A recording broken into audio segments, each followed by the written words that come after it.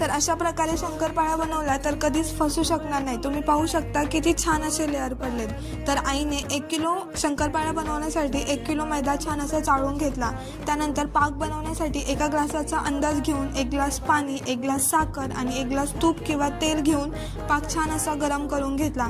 त्यानंतर पीठ मळण्यासाठी पाक थोडासा कोमट होऊन तो पिठात मळून घेतला। त्यानंतर घट्टसरच पीठ मळले, तुम्ही पाहू शकता। त्यानंतर शंकरपाळा बनवण्यासाठी पीठ लाटून घेऊन त्याच्या कापण्या केल्यात, तुम्ही पाहू शकता। छान अशा कापण्या करून घेतल्यात।